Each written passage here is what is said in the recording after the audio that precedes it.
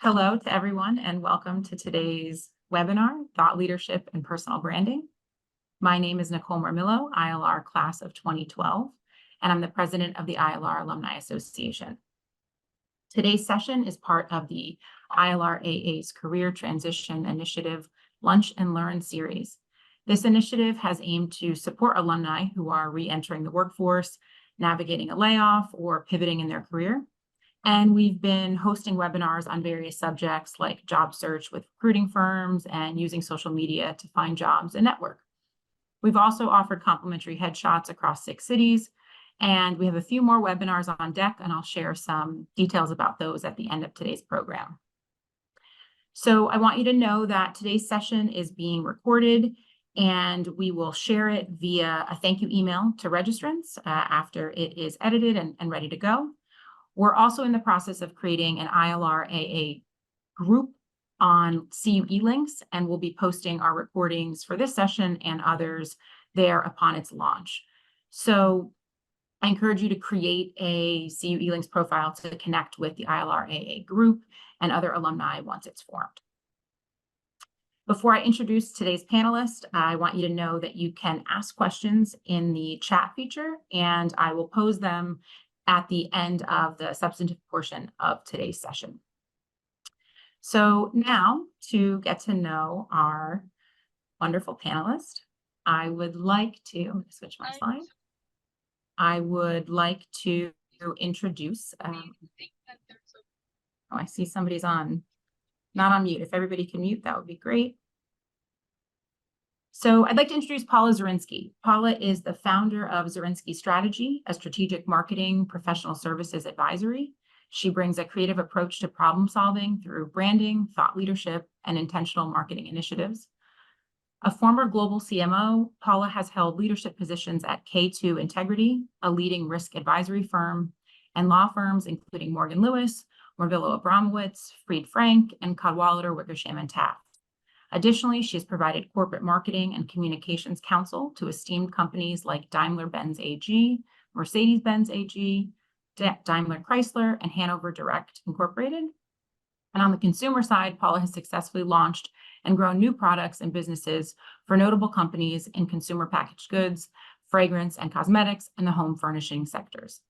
Paula actively engages with her industry through speaking engagements, writing, and blogging, focusing on various topics such as marketing, business development, client engagement, branding, thought leadership, and marketing technology. After graduating from ILR in 1977, she attended the University of Chicago Booth School of Business, where she received her MBA in finance and marketing. I am going to now turn things over to Paula. She is going to share her screen. Thank you.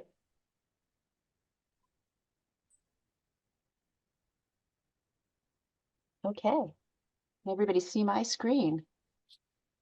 Okay, it's lovely to be here. Thank you for having me, Nicole, and to Cornell ILR. Today I'm going to talk about whether you're re-entering the workforce, changing the type of job that you have, elevating your stature in your current organization, beginning a new job search, whatever, how you can unlock your professional success by focusing on your personal brand and engaging in thought leadership.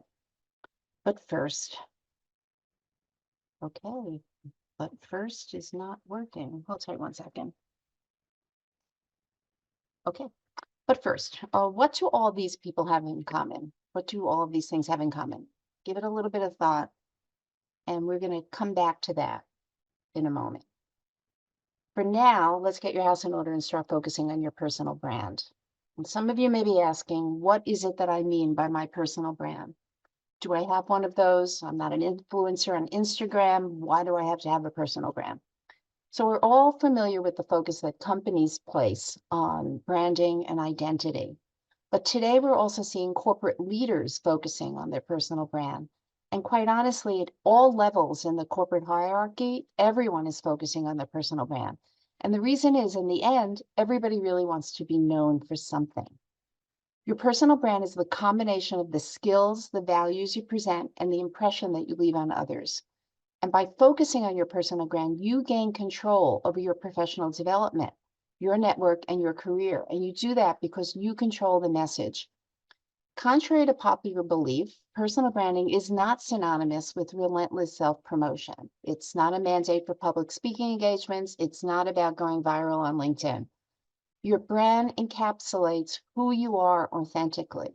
It encompasses every facet of your personal and professional development and identity. And it's not about projecting a manufactured persona. It's more about embodying and communicating you genuinely, who you are. So let's get a few things out of the way about what it is and what it is not. So let's take a look at your resume. Gone are the days when it was just a laundry list of accomplishments. Your resume represents what you've done in the past and where you've done it. And it's a well-documented history of you. And it's an important document. It helps serve a critical purpose. Reader understands where you were at. But it's really not reflective of what you can do in the universe today. That's where your bio comes into play. Your bio speaks to what you can give to others, what you can give to an organization. It's all future focused. It looks toward the benefits that you're bringing, and it's more about how you think than what you've done in the past. To others, they find this much more interesting and memorable. And yes, you actually need both. Early on when I started my business, I had both my resume and my professional bio. It's totally fine in a professional bio to have personal things there. This is something that's on my professional bio. I have done a lot of work with the Girl Scout Council of Greater New York. I was on the board for 12 years. I've even won an award, the Thanks Badge. It's also well known amongst everybody that knows me that I have a strong affinity for Thin Mints. I keep them in the freezer. You can always find them in my home. Because of that, I also have a lifetime membership in the Weight Watchers. I am just a Weight Watchers aficionado.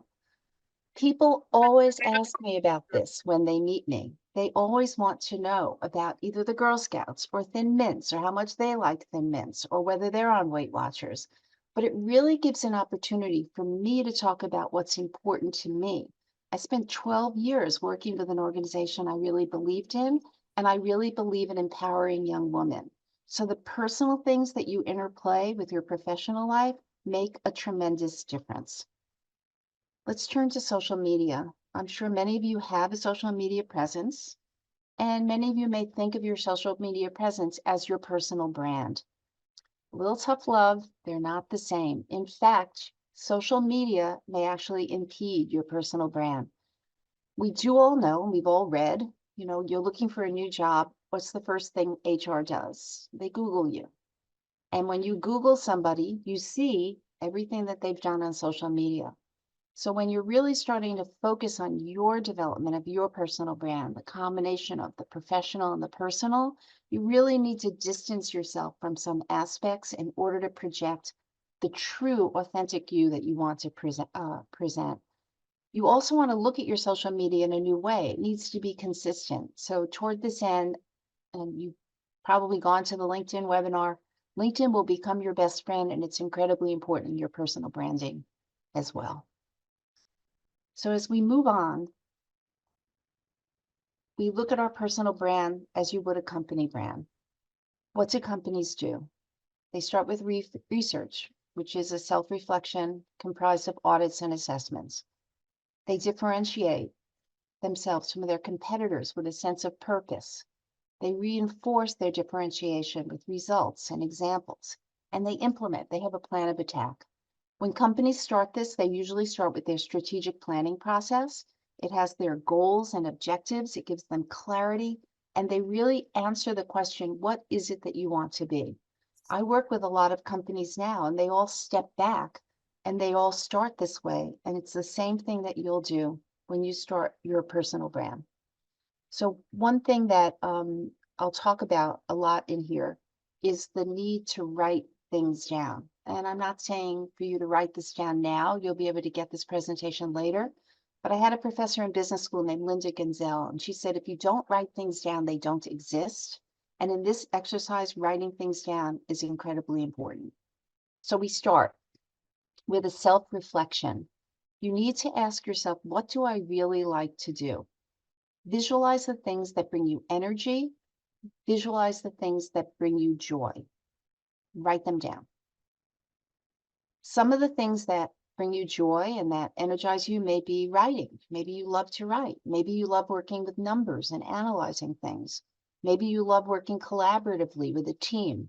Those are the things you want to write down as you're working on your personal brand. Next, you have to write down, what do you think you're really good at? Often they're not the same. Some people are very creative. Others have a magical way of connecting the dots. Some have a fearless way of making technology work for them. And some others still project manage really well. You need to really think about the things that you're good at. Write those down too. Now you compare both lists. What brings you joy? What are you good at? And then you think about what you want to achieve, your long-term and your short-term goals. Are you doing this to retool for a promotion? Are you doing this to gain respect in the workplace? Are you re-entering the workforce? Are you starting something completely new? You need to have what brings you joy? What are you good at? What is it that you really want to do? I don't understand. Hold tight. Sorry about that. Next, we go on to our audit and assessment. This is where you really have to engage in feedback from others to confirm your self-reflection. It's a good opportunity to reach out to those you've worked for, you've worked across from, or you've worked or have worked for you, to speak with them and ask them the same questions. What do you think I'm good at? What do you think brings me joy? But also ask them, what are the gaps that you think I have? And what are the things that you think I need to learn? I'll give you a little bit about me. Years back, when everyone started doing outbound emailing, I felt like I didn't have a good grasp on then social media and digital marketing. And so I went to the New York Institute of Technology and I took a class on how to do outbound emailing well. And those are the gaps that you have to fill when you really want to start looking at what you really do and what you're good at.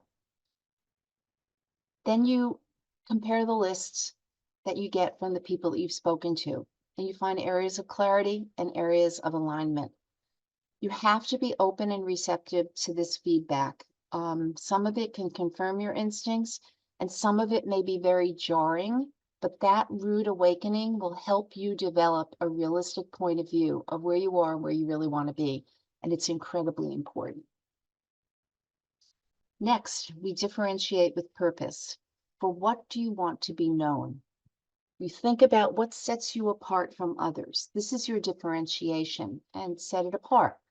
What you're good at, what you like to do, but what separates you out. I like sharing my creativity in an organization. That's a differentiation point.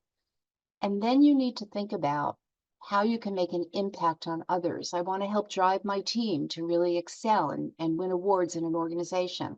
I want the company to realize better sales. You need to really think about that impact and write down all those thoughts. And then really think about how you're going to combine it all together. So let me give you an example of a friend of mine. A friend of mine started out his life as a lawyer, but being a lawyer did not bring him joy. He's now a recovering lawyer. What did bring him joy was really understanding the use of technology in the legal universe, both for business development, for operations, and for managing client matters. This made his heart sing, legal technology.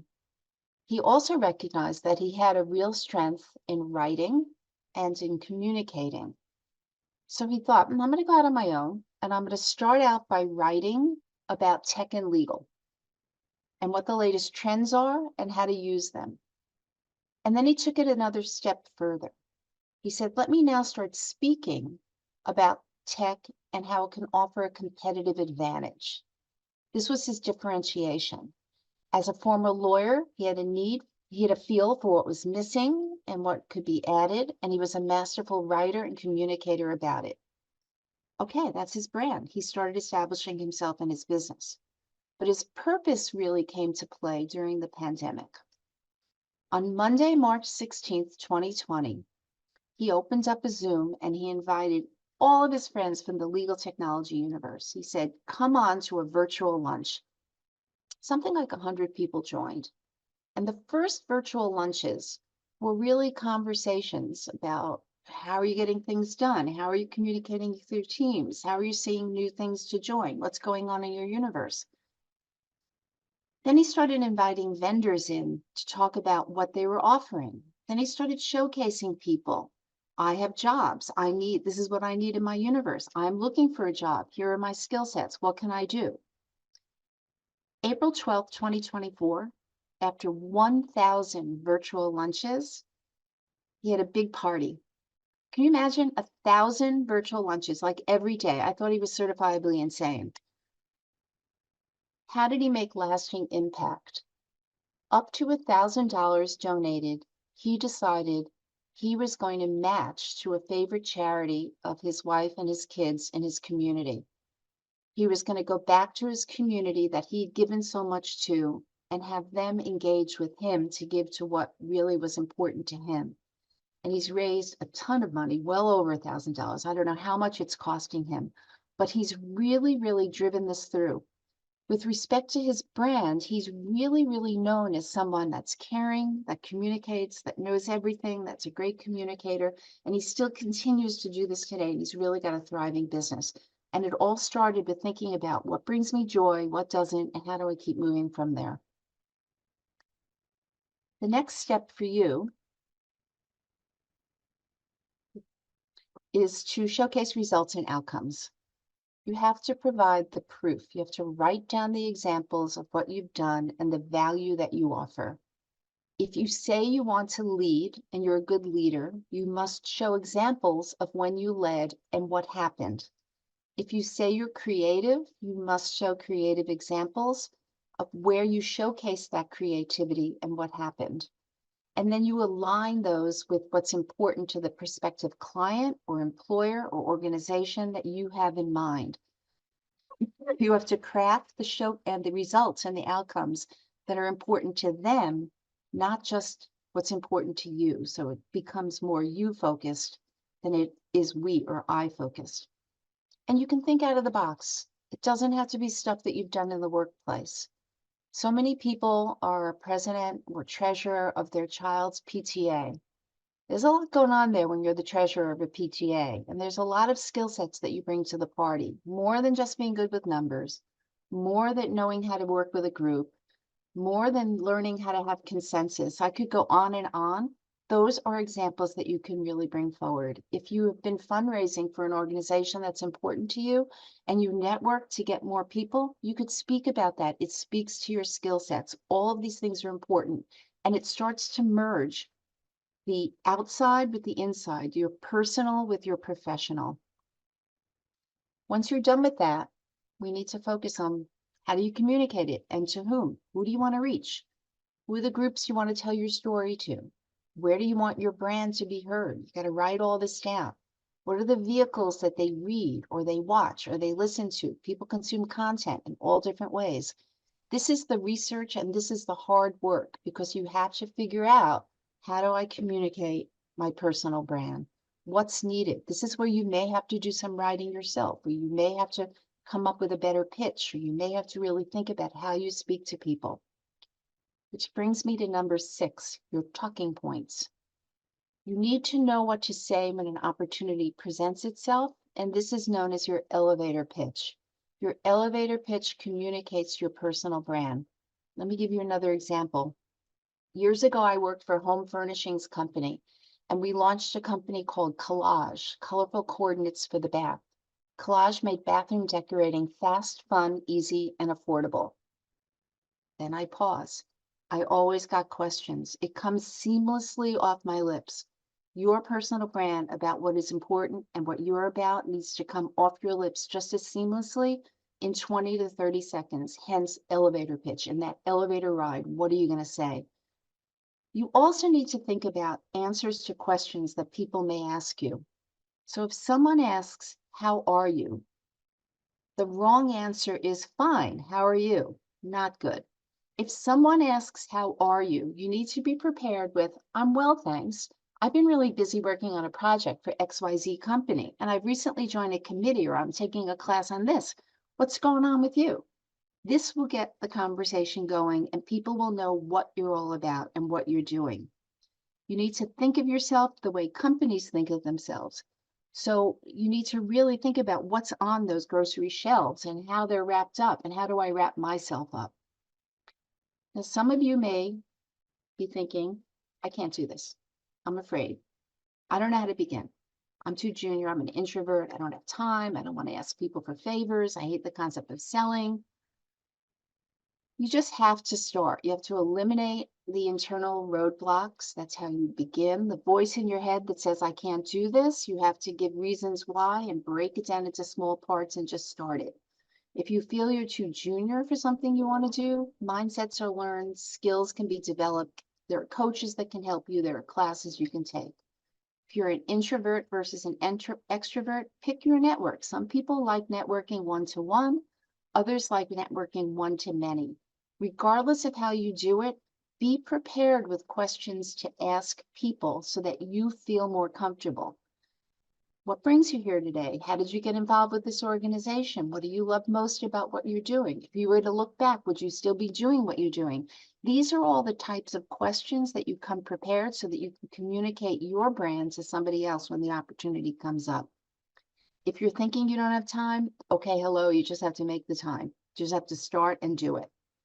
Asking for favors, people love to help other people. People love to help you. But when you are meeting with someone and you've asked for a favor, you need to have an ask. They need to know how they can help you. Just be prepared with that. And then when you think about selling, think about your kids. Every day we sell, we deal make.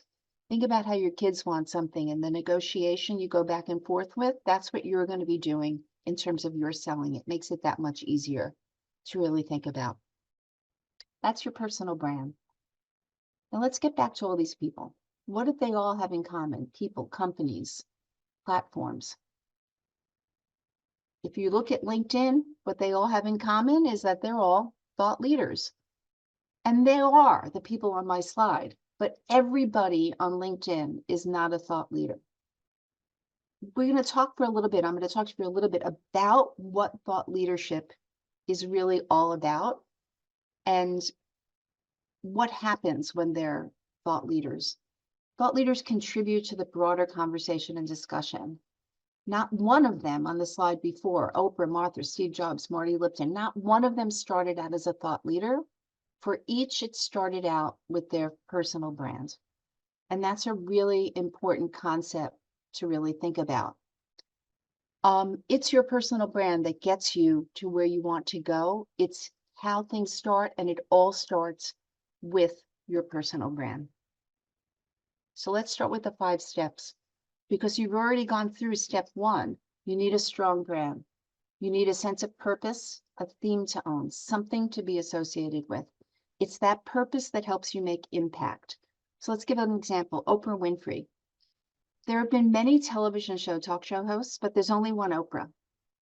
But she didn't start out as Oprah. She started out as a smart, authentic, honest person with tremendous empathy.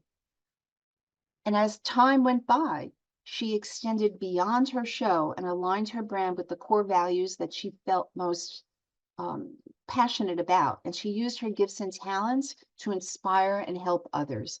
And today she continues to do that through the products and the brands and the projects that she supports. And she's definitely achieved that level of thought leadership beyond just what Oprah was as a brand. Thought leaders need an organization or a movement or the ability to create a movement or a government position or a crisis. They need to position themselves to represent and inspire others. And by doing so, their message becomes more compelling and it resonates with a wider audience. March for Our Lives is a great example. They were definitely born out of a crisis. The school shooting in Parkland, Florida in February 2018 launched March for Our Lives into an entity that we knew about. It helped that their student body was a group of born leaders. Little known secret, they were all on the debate team, and they had been debating gun control in school before the school shooting. And so they were really well equipped to really forge forward and move forward with their movement. They were supported, while they were born of a crisis, they were supported by Everytown for Gun Safety, which is supported by Mayor Bloomberg, Mike Bloomberg's group.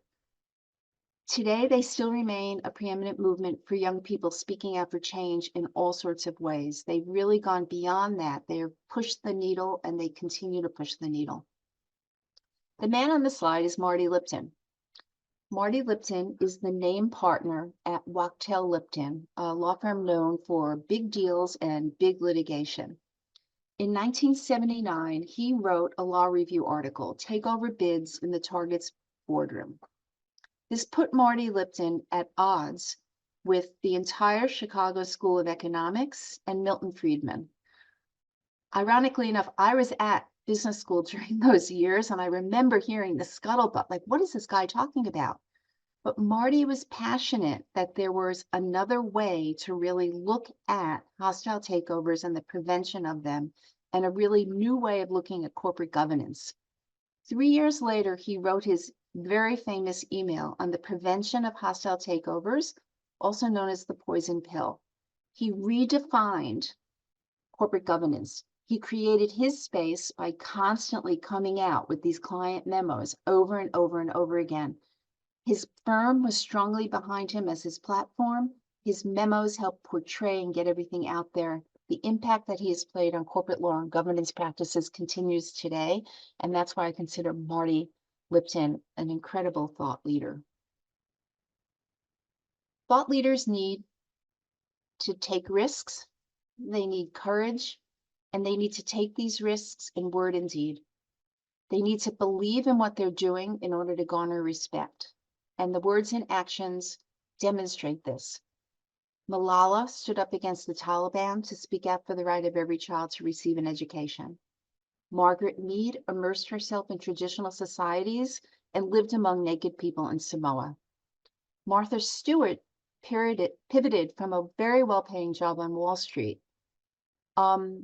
It didn't give her joy, but she knew what gave her joy was being creative and entrepreneurial and coming forward with products that would make everyone's lives better, easier, prettier.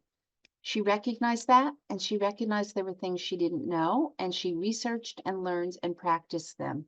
And that's the big risk that she took in order to develop the empire, which is her business. Thought leaders need to master the right media channels to amplify their message. They understand the media landscape, they explore the options available, they select the channel, and they amplify their message.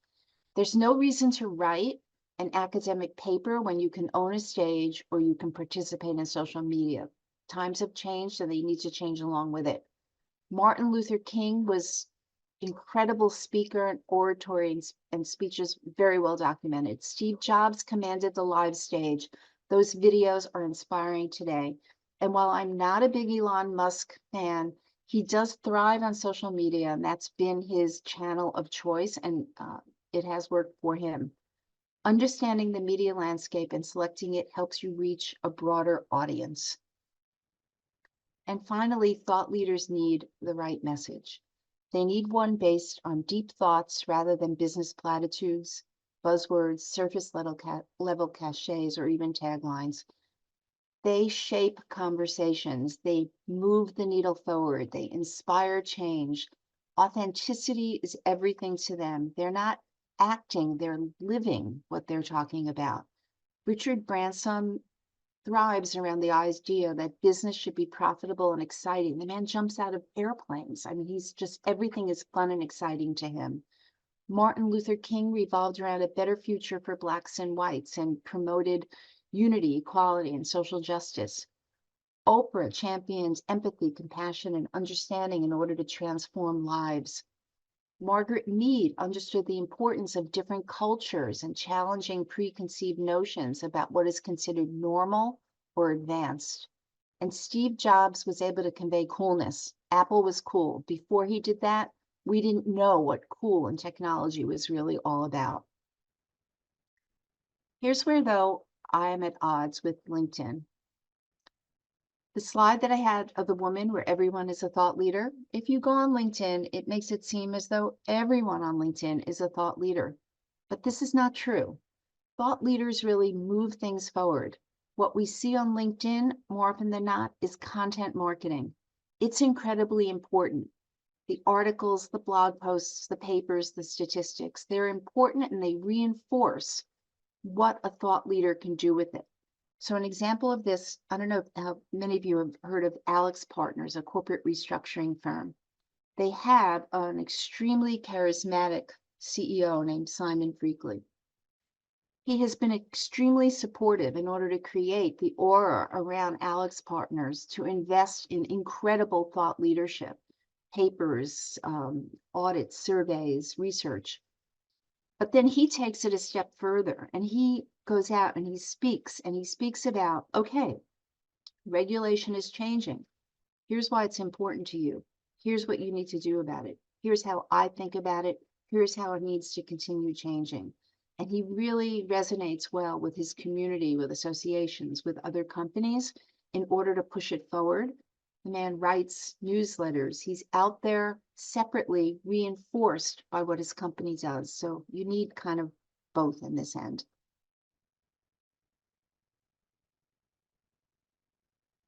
Pulling it all together, personal branding and thought leadership.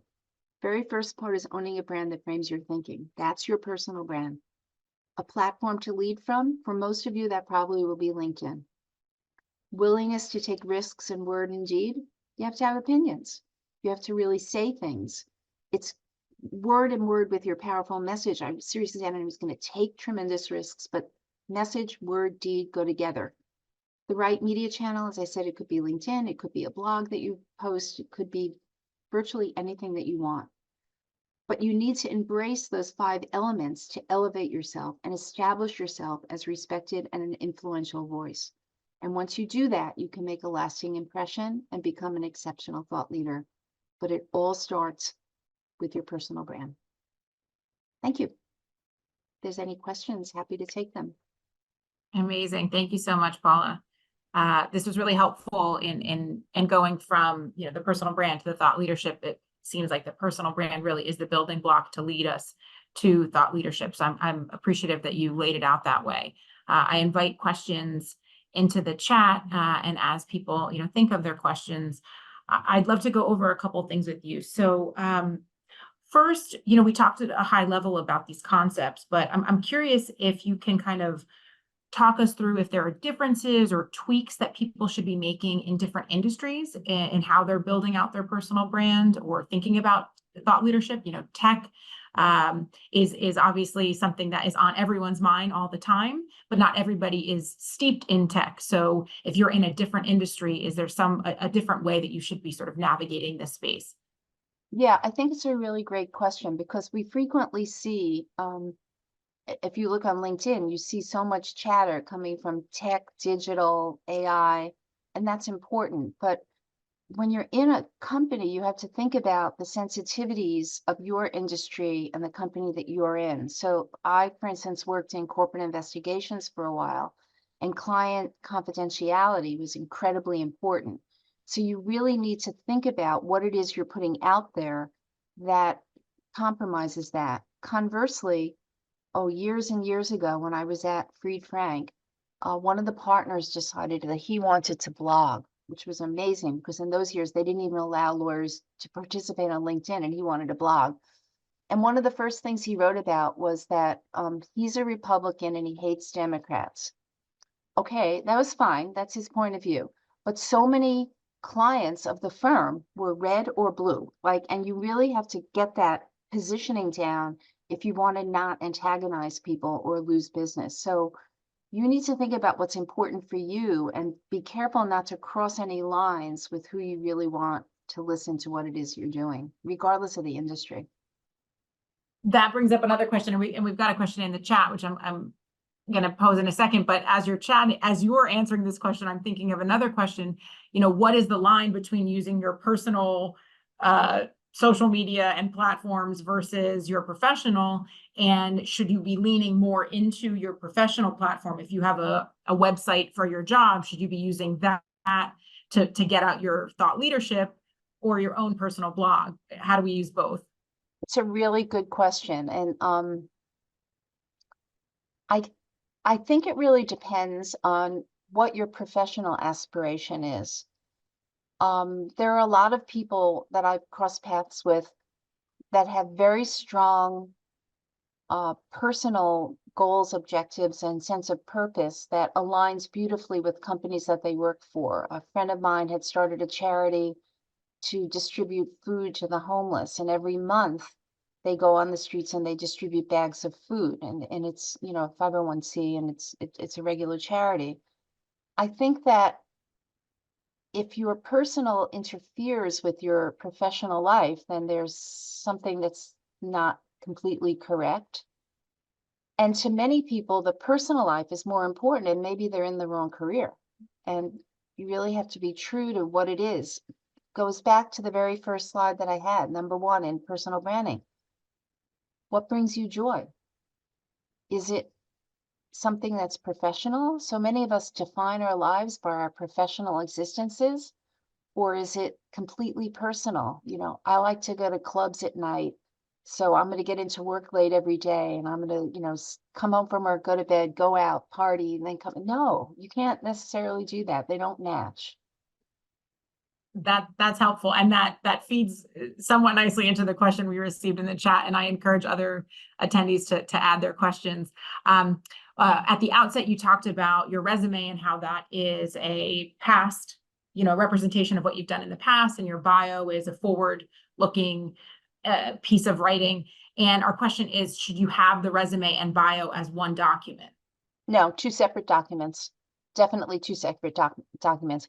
Keep your resume. We always need that resume to see where we've been. I mean, just definitely keep your resume updated always, and it's there. It'll be asked for, it's there. And keep your bio updated, because that speaks to what it is you're actively engaged in now and how you can add value to others. And when you're doing other things, your bio will be more valuable. For instance, when I joined the board of the Girl Scouts, they wanted my bio. They didn't want my resume. I had to create a not-for-profit bio that was most appropriate. And be willing to have different variations depending on who you're giving both of these documents to. So if you're in a job search, or if you're pitching a client, you want to make sure that the things come up on top that are most relevant to them. I'll give you an example. I have a client that's a lawyer and is into exit planning. And her bio, I mean, she does M&A work. She's a corporate attorney. But we had to really give her variations of her bio so that when she's attending things that make sense, or she's conversing with people that are doing exit planning, that comes up first and foremost, and what she brings to the table on that. So you have to always be willing to have variations on this. Okay, that's helpful. And now, sometimes when you apply for a job, you'll see, especially if it's through LinkedIn or they send you to the actual, employer's website, you'll see a place where you can attach other documents, right? They've asked for your resume, they've asked for your cover letter. Do you, in your experience, have you seen people submit the bio as an extra document? How do you feel about that? If you don't submit it in that context, is there another way to sort of get it into the people who are reviewing your application? So we know that everyone's going to look at your LinkedIn profile, and your LinkedIn about you, where you write about yourself, should not just be your resume. Your resume stands on its own, and it's down below with where you've worked. But that about section can be a little bit more about what makes you different and what your personal branding is all about, and how you impart value to others, so that if you don't have the opportunity to submit a separate bio, make sure that your LinkedIn profile covers that in that section. And hearing that, it makes sense to me that you want to ensure that all of your platforms and public facing documents are consistent, right? So that if you are submitting a bio that looks different from what's on LinkedIn, that's different from your resume, people are going to start asking questions, right? Correct. Correct. And I think you also have to look at the pictures that you have in different places. So LinkedIn is a B2B network. Don't use your Facebook photo on LinkedIn. If depending on what you want to do, you want to be taken seriously in that thing. Now that thing may be, I'm a party animal, that's fine, but oftentimes it's not. And you want that to match. And then I also believe that you need to go through the social media that you've been doing, whether it's Facebook or Instagram. I've just morphed them together. And make sure that everything that's there reflects the authentic you that you want to portray as you're moving forward. Sometimes there's stuff that's there that you just need to take down. If Facegram becomes the newest hot platform, we're gonna know that you all You're heard gonna it know where here it came from. first today. We're gonna have to thank Paula for that. Okay, so based on what we're chatting about now, that brings me to my next conversation, or next question, going back to the elevator pitch. So you have your resume looking backward, your bio looking forward. And I believe you mentioned this, but just to clarify, we are using our bio to help us with our elevator pitch. And can you kind of go through that a little bit more? Yeah, so you really want to very concisely talk about who you are, what's important to you, what's the value that you add, right? And that should come up in your bio because it talks to the future. How can I add value to an organization? And when people meet you and people have a hard time saying, what do you do? Like, who are you? And you need to be able to have something that's open enough that speaks to you, that's then engaging enough so that they'll want to keep engaging with you, So for me, I'm Paula Zirinsky. I never use my company name in my elevator pitch. I do strategic marketing consulting and professional services that's focused on branding, thought leadership, and intentional marketing. And then they usually say, what's intentional marketing? And that's how we start talking. Or I help organizations grow by looking at how their strategy matches with their programs and activities. Oh, is that something I should do? And people, and then I ask a question. How do you handle your strategy work now? Does your strategy match your programming? And that actually gets exactly into my next question. In my, anecdotally, just in my personal life experience, I've always found that the more questions I ask and the more you get other people chatting, the more you build the rapport and they get a sense of you while you get a sense of them. I mean, sometimes it's a little one-sided, but if you could talk a little bit more about that idea of question asking and using that to sort of solidify your personal brand. Right. So if you're going to be someplace, take the time to do the research before you go there so that you know who else is attending and what they're all about. So you know the types of questions to ask. For instance, I'm going to visit a law firm with their communications team. I may not want to ask about certain practices. I may not want to ask about BD endeavors. I really want to focus on who's going to be in the room and the questions that I want to ask them. Doing your research well makes a difference. Seeing what others have put out, what's out on their company pages, what's out on the personal pages, I think is incredibly important.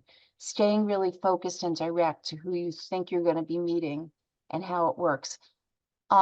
When I used to interview people that worked for me when I was a CMO, I found that the questions that people asked in an interview setting were often more telling than the answers that they gave to my questions.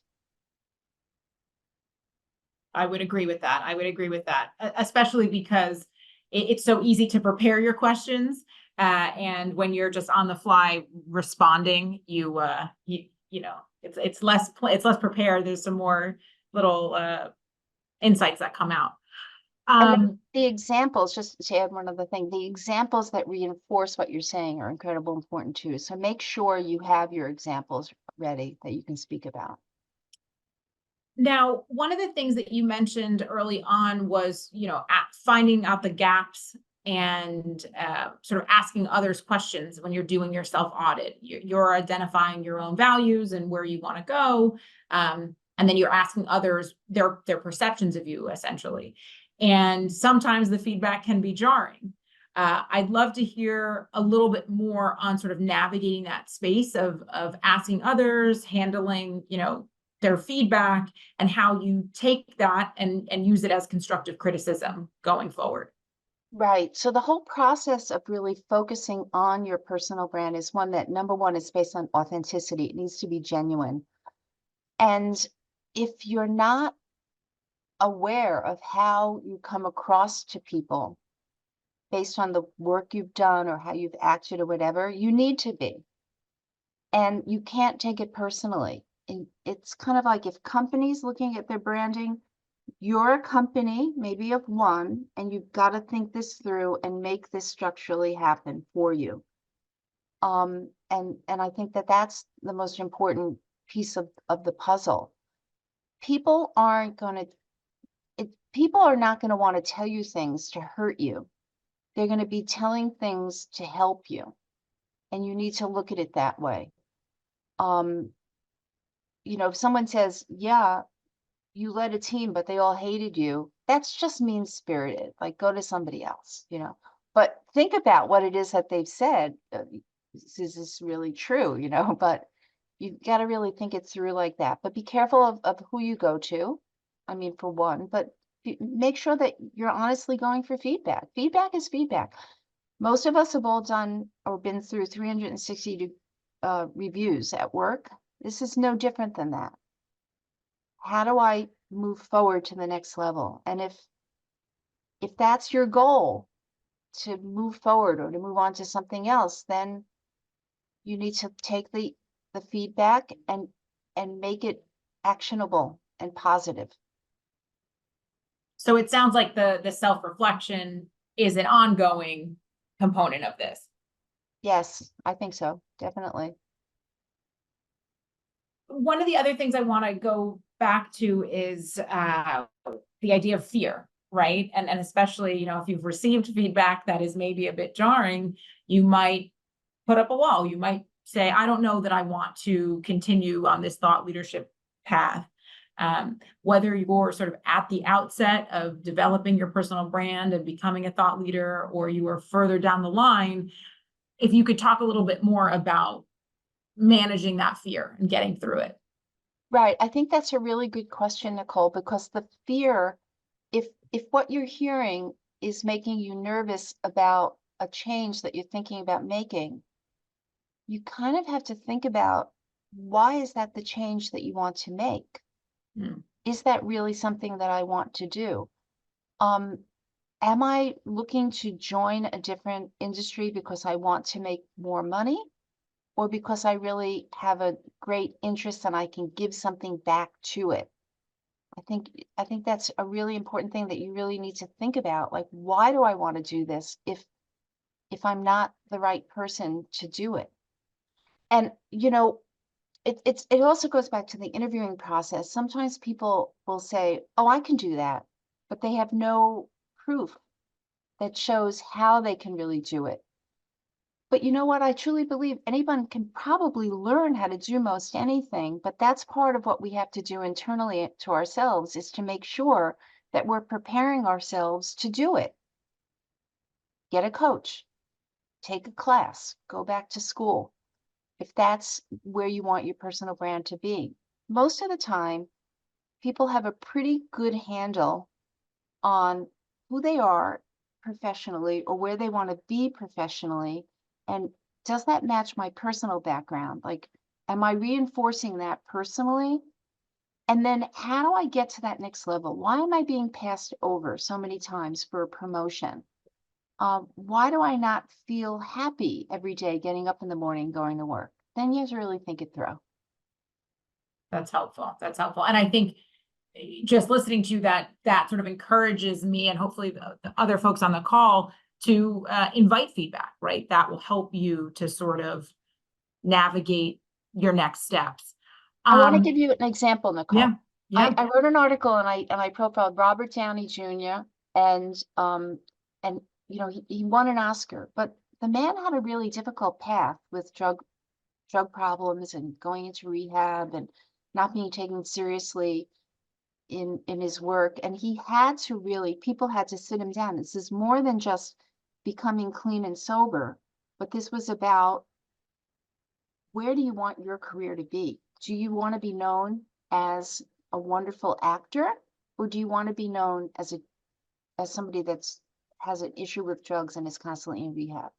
Gotta really soul search for this. Mhm. Mhm. We got another question in the chat, and it relates to this idea of clarity that we're talking about. One of our attendees is asking for advice on getting clarity about your brand when you've done a lot of different things and you have a lot of different interests. And I can personally connect with that idea of, if I was not a labor attorney, I would love to open a food truck, be a guidance counselor. I have a laundry list of things that I'm interested in and want to do. How do I get clarity on my brand and how to present myself? That, I'm in this leadership class from Chicago booth, and one of the women in it has done a zillion things since business school. She has been an angel investor. She's worked in an investment bank. She's worked in not-for-profit, and she's been an educator, and she's at that point in her life when she wants to really know where her legacy is and what she's going to be known for, but she's been scattered, and each time picking up things that really she loved. And we were all trying to help her with, like, what is it that you'd want to do then? Like, think about how you can pull these things together, or what is it that when you get up, you do first? My husband is an architect, but he also is a stamp collector. Let me tell you, the first thing he does every day is something related to stamps. It's not architecture, but it's architecture that he's going to be known for, so you've got to kind of separate it out. And it's fine to have a lot of different things that you've done.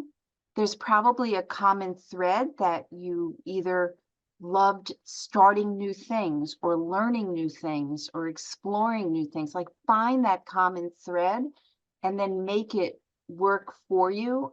Kelly Hoey, it was known as being an angel investor and a great networker, and started writing about it, and has moved on in different directions. She was a law firm business development person at first. So it's possible to transition and make the change. But so sitting with yourself, sort of maybe, and maybe this comes down to the writing and reflection that we talked about throughout, list out what you've done and what are the common themes, and sort of help yourself navigate forward. And I think when you speak to other people about if you've written down what you love, what you're good at, what you need to do, and you're asking them the same questions, you may have done a bunch of different things, but there might be one or two that really it's going to resonate. No, I think of her as this. I knew somebody that really wanted to do things in agile marketing. Like, the market didn't want agile marketing. Like, why do you want to be known for something that the market doesn't want? And by the way, you've never really done. You just are really into it. No, move on, do something else. So having a network that is comfortable doing the real talk. Honesty is important. Yeah. Honesty is important. Yeah. We have a few minutes left, and I have one more question that I'd like for you to go through a little bit. I know we talked about starting your personal brand, but what about rebranding? Let's say you've had a snafu. There's been something that you're not jazzed for people to know, and you're trying to sort of rebrand yourself. How do we do that? Is it the same process? Is it different? Walk us through that. The same process. It's the Angelina Jolie problem. Angelina Jolie was known for drinking blood and being a wild child, but she was an incredible actress. But at the same time, she was a very committed mother and was very cause related. And she had to really pivot her personal brand to focus more on family, children, causes. What was she? She was a United Nations ambassador around the world.